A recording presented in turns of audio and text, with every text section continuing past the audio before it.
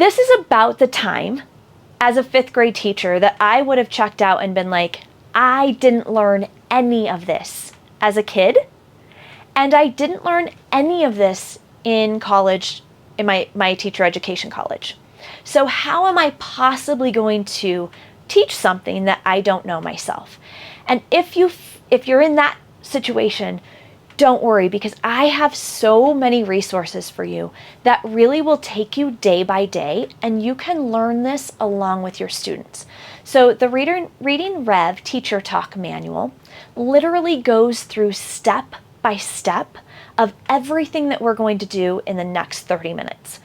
In fact, if you want to just watch this 30 minutes as kind of an introductory course and then go back into that manual, it will give you exactly the details of how to teach decoding, how to teach encoding, what the pattern is all about. I've also listed some other great phonics resources for you that will be in your Works Cited tab as well. So let's jump in. We know that we want to offer explicit direct instruction. We want to be systematic and structured. We want to be sequential and cumulative from simple to complex. We want to be multisensory, so students are activating many parts of their brain. We want to be individualized, where we know exactly what a student knows and doesn't know.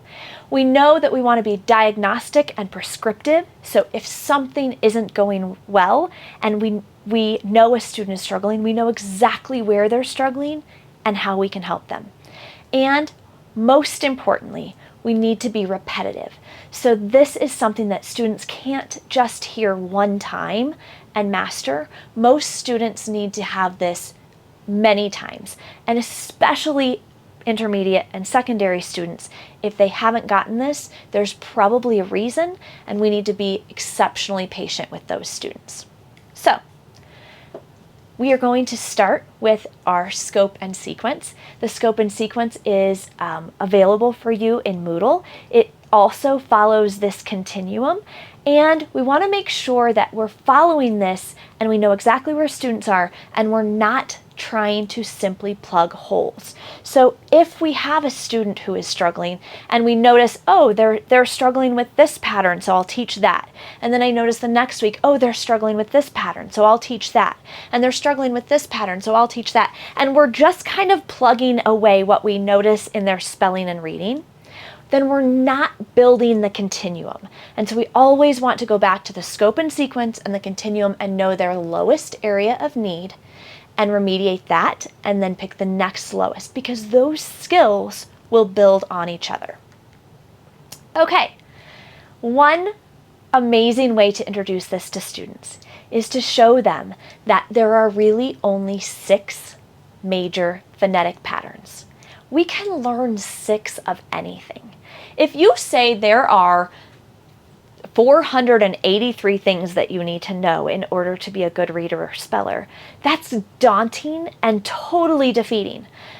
But if you start off by saying, there are only 6, and we're going to tackle these 6 big patterns this year, and by the end of this year, you are going to be mind blown about how these patterns play, even in the longest, most complex words.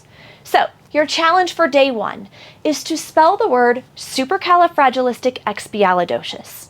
Right now, pause the video, try it. Spell supercalifragilisticexpialidocious.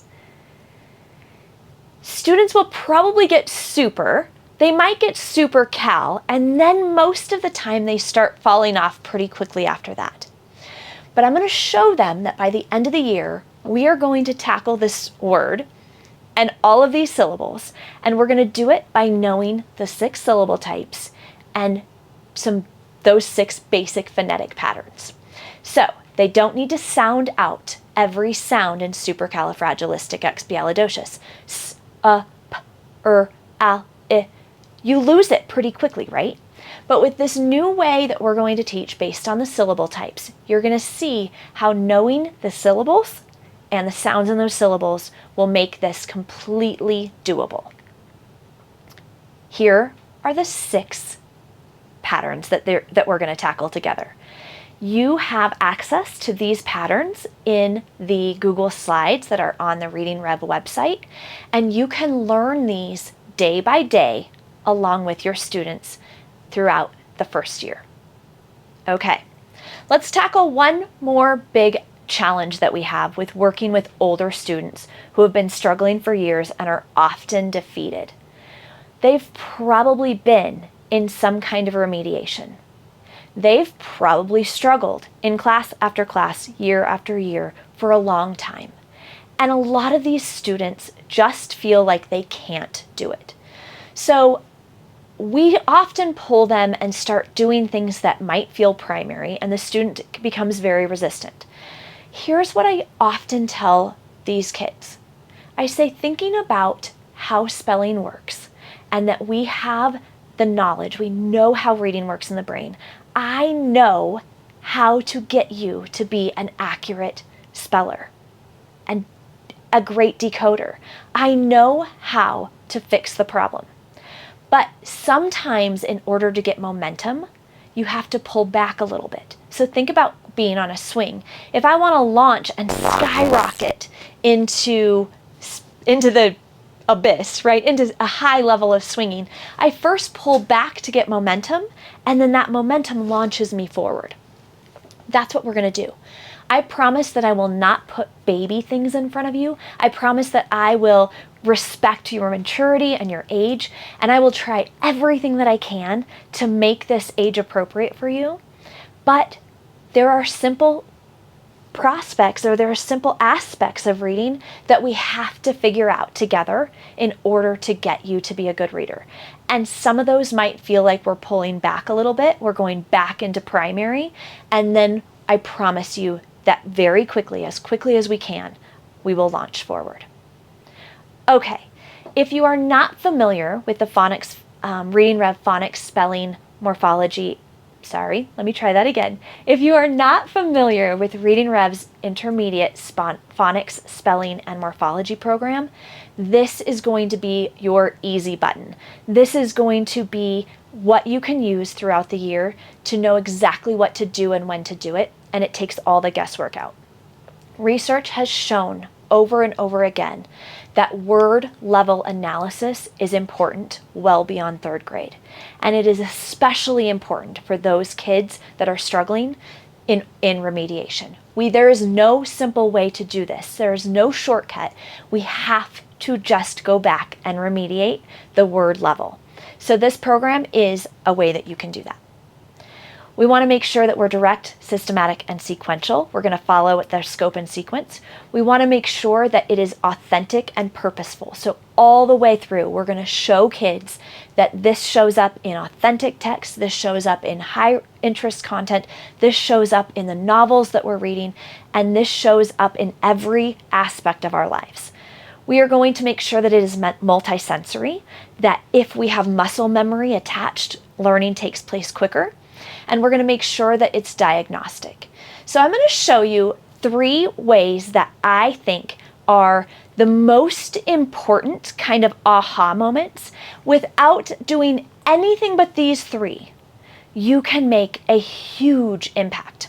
So the first one is to show total physical response. We want the whole body engaged because it activates different parts of the brain, and it really helps students have long-term memory.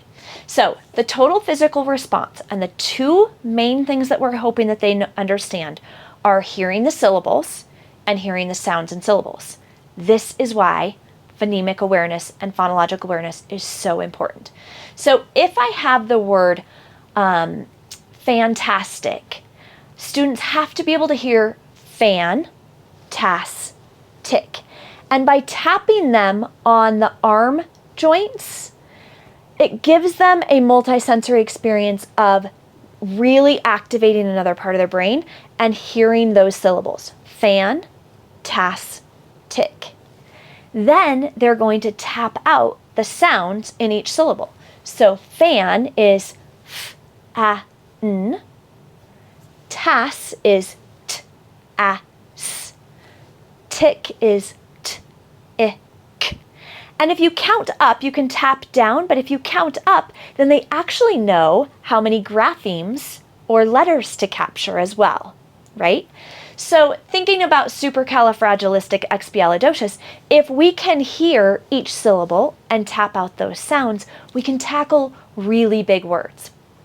Now, some older students are not going to want to sit in class and tap their arm joints and tap very, very obviously.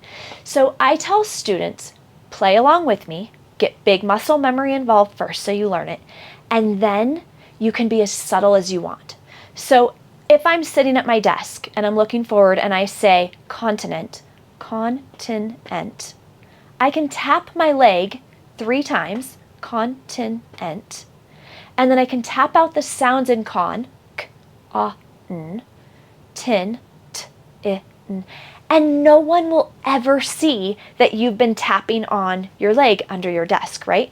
So you're scaffolding for them, you're giving them a way out, but it is important that they have those big muscle memories or those big muscle movements to attach to get that initial learning and that long-term learning. My second big aha was to use sound boxes and syllable scoops to help students hear and represent the sounds in the language. I love giving each student that I'm working with one of these plastic green folders.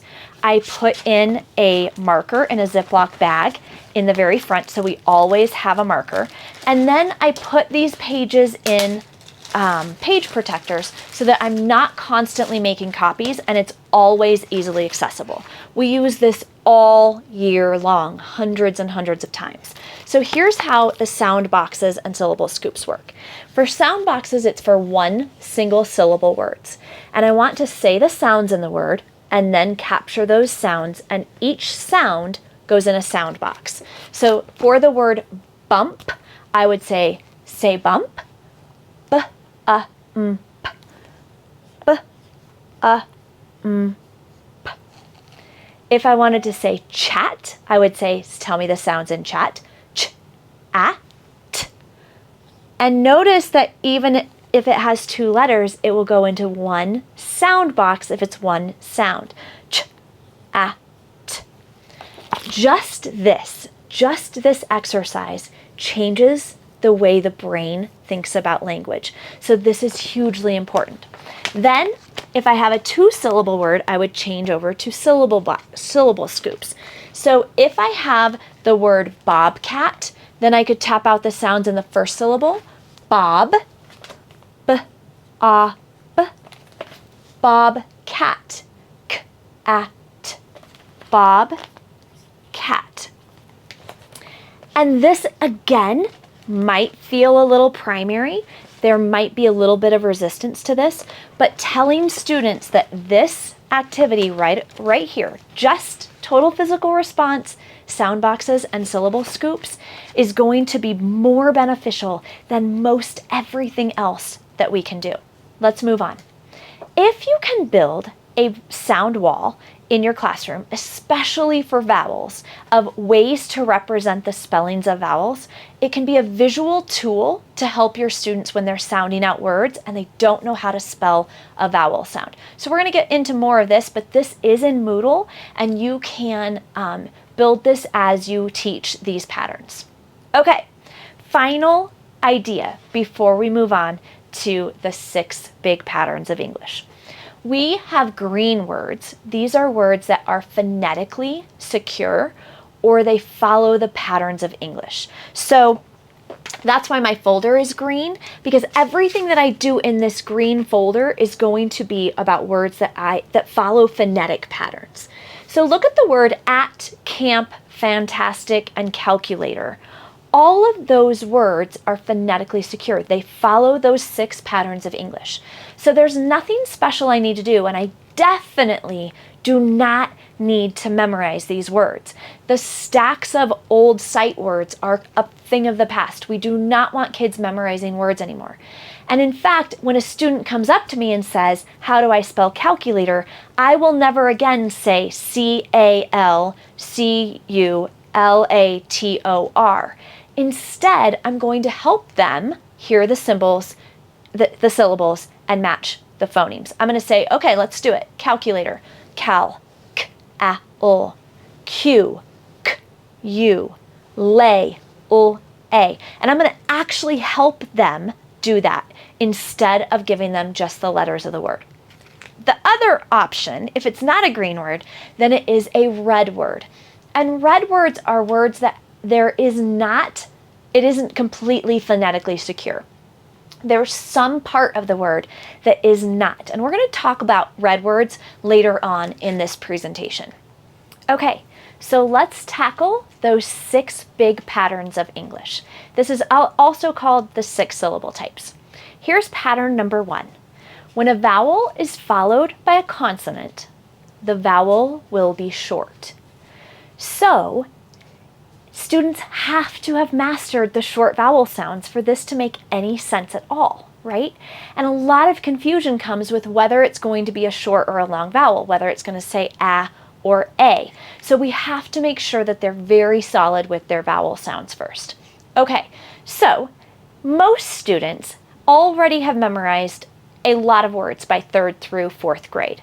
So if we use words like sun and hand, most likely they're going to know those words. They're going to have them memorized. But when we do our diagnostic assessments and when we give them nonsense words, we can quickly tell if they actually know this phonics pattern or if they've just memorized a lot of words. Another really great activity to do with this is to use a blending board or give them the opportunity to read lots of nonsense words. So I know that this is going to have the sound because it has a keeper consonant keeping it short. This word is sud. But watch what happens as I do words that are unfamiliar students. Some of them will be nonsense words.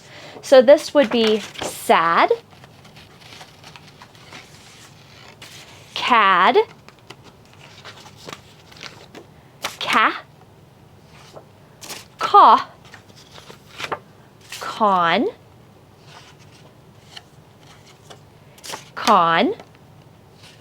kin.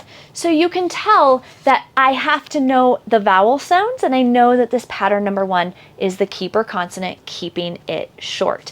And if I'm reading real and nonsense words, then that's going to help prove that phonetic pattern to these students. So that's single syllable decoding. Now let's look at single syllable encoding or spelling. If I have my sound boxes, I can simply tap out the sounds and match them to the letter. If I don't have sound boxes, I can do the exact same thing with sound spelling. So let's do a couple with nonsense words. If I want to spell the word vim, tap out the sounds in vim. V, I, m. I'm going to have 3 sounds, so I'm going to write 3 sound lines. V, I, m. Vim. So you can tell that if you're working with nonsense words, it's going to make the kids think a little bit harder about the sound symbol correspondence. Let's change vim to vom. V, a, m. Let's change vom to zom.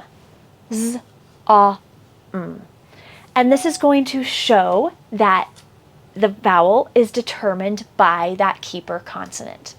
So that's single syllable words. But now let's take a look at 2 syllable words. What if I come to a word in text and I don't know what it is? I know as an adult that I was a terrible decoder with words I didn't know because I didn't really have a strategy to figure out what the word meant, what the vowels were, and how to pronounce it. So we have syllable division, rule 1, and rule 2, that really quickly can help students break words into syllables and read 1 syllable at a time. Here's how syllable division rule number 1 works. If I come to a word I don't know, my first step is I'm going to find my vowels. I'm going to identify the vowels. And I'm going to write little V's under my vowel. I am then going to look between my vowels and I'm going to look for consonants. And in this case, I have 2 consonants between my vowels. All right, syllable division rule number 1 says, when I have 2 consonants between my vowels, they slide and divide. And again, I want to add muscle memory to this. at least with the initial learning. So I say, when I have two consonants between my vowels, they slide and divide. Okay, so I'm going to slide and divide those two consonants. I divide them up, I cut or tear the paper, and then I have my word into syllables. Now I can read one syllable at a time. So is this ein or in? It's in because it has a keeper consonant. So the keeper consonant keeps the vowel short. This is in. Same thing with the second syllable. I have a keeper consonant. It keeps my vowel short. This is let and not leet. I don't have to guess. So now I read it one syllable at a time. In, let. The word is inlet, like Inlet Bay in Fort Collins Horsetooth Reservoir. Inlet. Okay, so that is pattern number 1, syllable division rule number 1. We call this syllable surgery. I think this is a really powerful quote.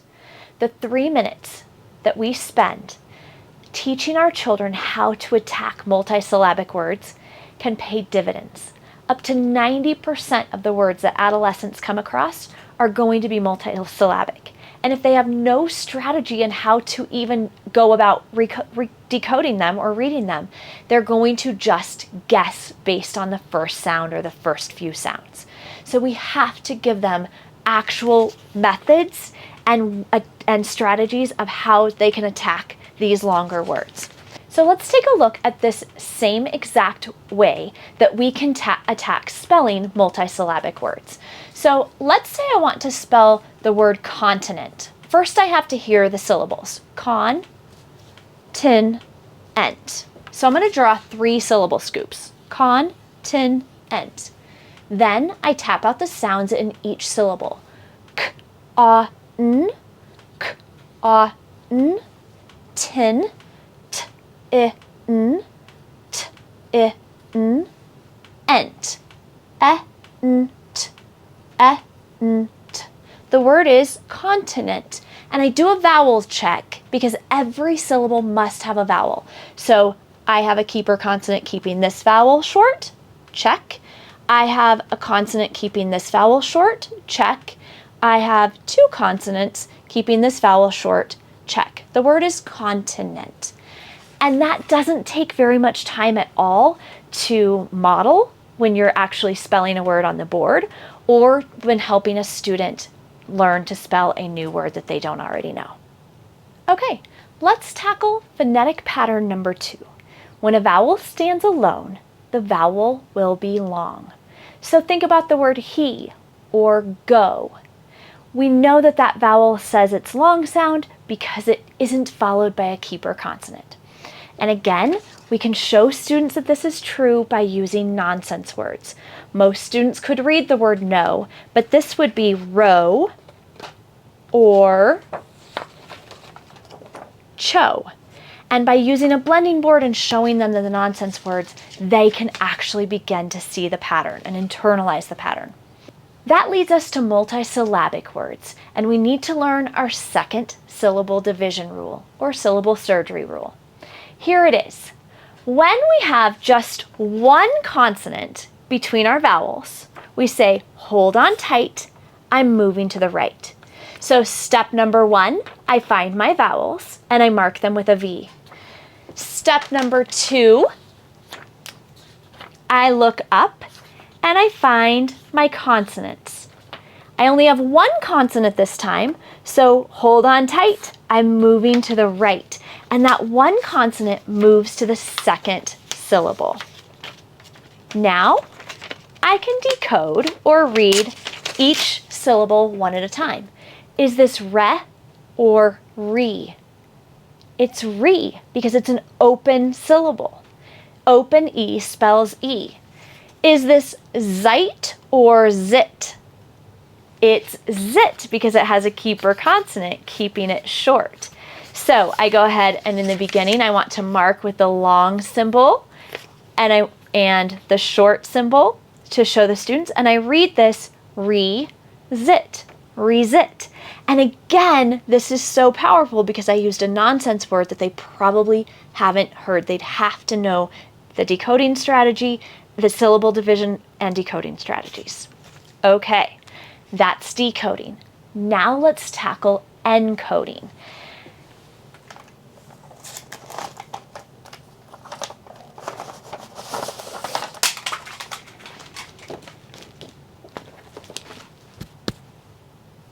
Okay, that's decoding. Now let's tackle encoding. So if I'm going to tap out single syllable words, I'm going to say the word is she, sh, e, 2 letters but 1 sound, sh, e, open e spells e, she. Interesting enough, only e, o, and y can be used in single syllable words. The other three, o, a, and u, can only be open in the first syllable of 2 syllable words. So I could say no and bye. Now if I want to turn over to 2 syllable words and I want to spell the word began, I would say began, 2 syllables. Tap out the sounds in b, e, e. Tap out the syllables sounds in gan, g, a, n, g, a, n. The word is began. And I would never, ever help students spell words by just telling them the letters again. I would always go back to the sounds and the syllables. The more you can make this fun and engaging and bring it to life, the better it's going to be for your students. So one of my favorite games is described in the Teacher Talk manual, but it's playing football, or you can do it with soccer, where you have a guard or a keeper, and that is a kid holding a consonant card, and then the vowel is trying to run long into the end zone or get the goal. And so that keeper consonant is keeping him short, keeping it short, not letting him run long. And then when you take away that keeper, or you take away that guardian consonant, then that vowel can just run long. And students love this at all ages, and it really gives them an emotional response or a story to help them remember closed and open syllables. Closed and open syllables have to be mastered because some of our more complicated patterns like consonant LE and the suffix spelling rules all depend on students knowing closed and open syllables. So this is one that even if you jump into the program or the students don't necessarily have trouble with closed and open syllables, I would definitely spend a little bit of time reviewing so that you can move on to some of those more complex patterns. The more that students play, the more they're going to learn. Oftentimes when you're just explaining it, that is not when the aha moments come. Oftentimes the aha moments come later on when that student is playing a game or noticing it in real life. So in the Teacher Talk manual, we give all kinds of examples of how to bring this to life with games. One of them is simply identifying these patterns within your own name. So thinking about Brett, we know it's Brett and not Breet because it has a keeper consonant keeping it short. Or my last name is Luna. I know that it's not Luna because it has a keeper, or because it has an open U. That one N would run, leaving U open. So the more you can have them identify who in our room has closed and open syllables, that's a great way. You can also put closed and open syllables on a door where they can actually see the word changing when the door is closed with those extra consonants at the end.